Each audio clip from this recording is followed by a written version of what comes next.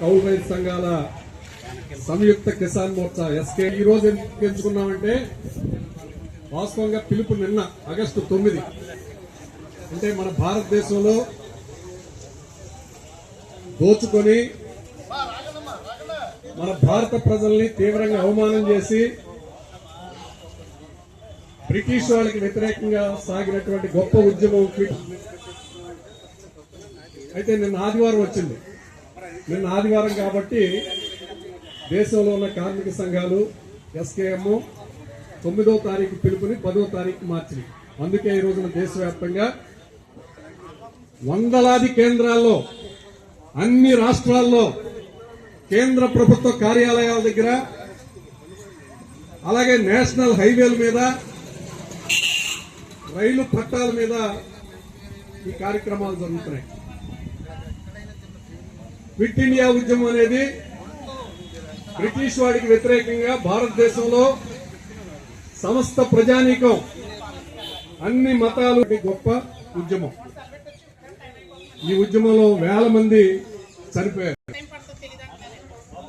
మన రాష్ట్రం జరిగినటువంటి కాల్పుల్లో నారాయణరాజు గారు, గొట్టుముక్కల బలరామరాజు గారు, ఉద్దరాజు వెంకటరాజు గారు, అలాగే 12 ఏళ్ల యువకుడు, 12 ఏళ్ల బాలుడు చనిపోయారు.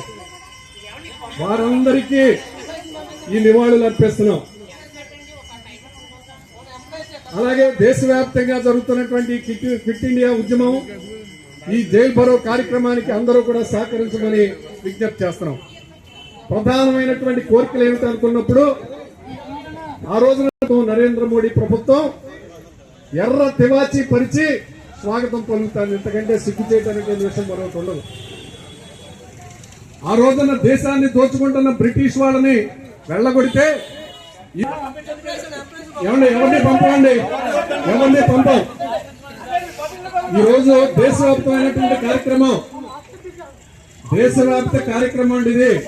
మీరు కావాలంటే మమ్మల్ని అరెస్ట్ చేసి తీసుకెళ్ళండి, మేము అరెస్టులకు సిద్ధం. మీరు మమ్మల్ని అరెస్ట్ చేసుకోండి. అంతేగాని ఈ రోజున ఇది దేశవ్యాప్తమైన పిలుపు. మేము ఆ దేశవ్యాప్తమైనటువంటి పిలుపులో క్రమశిక్షణ కేంద్రంలో ఉన్నటువంటి ప్రభుత్వం మరి కష్టపడి పండిస్తున్నటువంటి పంటలు రైతులు తీవ్రంగా నష్టపోతున్నారు. ఈ 20 సంవత్సరాల కాలంలో 4 లక్షల మంది కౌలు రైతులు, పేద రైతులు వ్యవసాయ నిత్యావసర వస్తువుల ధరలు తగ్గించాలి అని డిమాండ్ చేస్తున్నాం. అలాగే ఈ రోజున వ్యవసాయ కార్మికులకి, పేదలకి ఉపాధి ఇస్తారు. పేరుకి 125 రోజులు పెంచామని చెబుతున్నారు. ఇవన్నీ అబద్ధపు మాటలు.